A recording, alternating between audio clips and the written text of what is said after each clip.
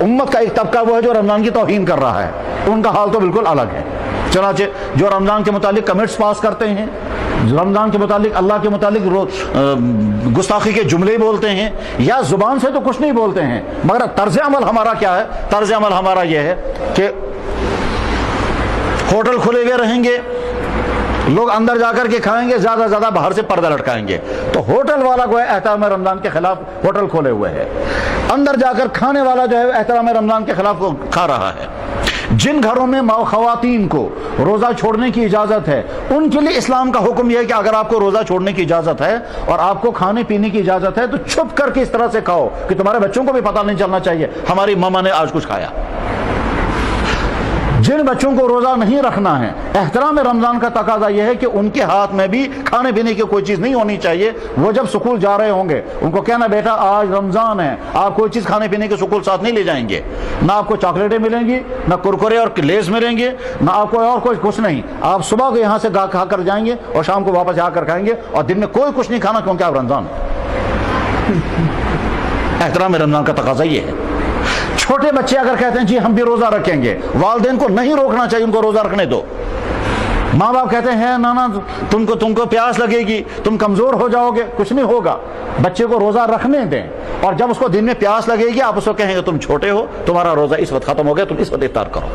بمقابلے اس کے کہ بچوں کو کہیں گے نہیں بیٹا ابھی تو آپ کو روزہ نہیں رکھنا ہے، وہ چاہتا ہے اپنے شوق سے روزہ رکھنا، ہم یہاں سے روکتے ہیں نہیں۔ تربیت اولاد کا تقاضا ہے کہ بچے اگر کہتے ہیں روزہ رکھیں، نہیں بلکہ یہیں سے کہیے بیٹا تم بھی روزہ رکھو، چلو تم بھی افطار سحری کھاؤ، سحری کھانے کے بعد اس کو مان لیجیے 3-4 گھنٹے بعد بھوک لگ گئی، اس کو کہیے تمہارا افطار کا وقت ہو گیا کیونکہ تم چھوٹے ہو، تمہارا روزہ اتنا ہی دیر کا ہے۔ تو اس طرح سے بچوں کی تربیت ہوگی۔ توہین رمضان کا تقاضا ہے، بچے بھی کھلم کھلا نہیں کھائیں گے، عورتیں اپنے گھر کے اندر کھلم کھلا نہیں کھائیں گی اگر ان کو عذر کے ایام چل رہے ہوں گے۔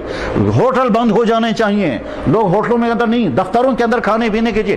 میرے بھائیوں جس وقت اسلامی مزاج غالب تھا اس وقت ہندوستان کی حالت یہ تھی کہ ہندوستان کے ہندو بھی باہر نکل کر نہیں کھایا کرتے تھے، وہ کہتے تھے مسلمانوں کا رمضان ہے ہم باہر نہیں کھائیں گے۔ مسلمانوں کے گھروں میں جو غیر مسلم ہوا کرتے تھے وہ بھی اگر کبھی کھانا کھاتا تو وہ کہتا تھا صاحب آپ کے سامنے میں نہیں کھا سکتا، آپ تو روزے سے ہیں، میں تو چھپ کر کے کہیں کھاؤں گا۔ اور غیر مسلموں کی دکانوں پر مسلمان ہوا کرتے تھے ملازم، وہ غیر مسلم اپنے دکان پہ کھانا نہیں کھاتے تھے اس کے سامنے، کہتا ہے اس کا روزہ ہے ہم اس کے سامنے کیسے کھائیں گے، اور اس کو کہتے تھے یا تو اس کو کسی کام میں بھیجیں گے یا اس کو دوسرے کمرے میں بھیجیں گے، پھر الگ بیٹھ کر کے کھاتے تھے۔ احترام رمضان یہاں تک تھا۔ لیکن جب مسلمانوں نے اپنے مہینے کا احترام کرنا چھوڑ دیا تو غیروں کا حال بھی وہی ہو گیا۔ احترام رمضان کا تقاضا یہ ہے کہ آج ہمارا لباس بدل جانا چاہیے کہ صاحب ہم رمضان میں ہیں، ہم باقی دنوں میں نہیں ہیں، آج ہمارا فوج لباس نہیں ہونا چاہیے، آج ہمارے وہ سکن ٹائٹی نہیں ہونی چاہیے۔ احترام رمضان کا تقاضا یہ ہے کہ ہمارے پورے ماحول کے اندر تبدیلی آ جانی چاہیے، یعنی جن گلیوں کے اندر کیسٹیں چلتی ہیں گانوں کی، ان کے گلیوں کے اندر کیسٹیں گانے کی کیسٹیں بدل جانی چاہیے، نہیں کیونکہ احترام رمضان آ گیا ہے، اب ہم کچھ نہیں۔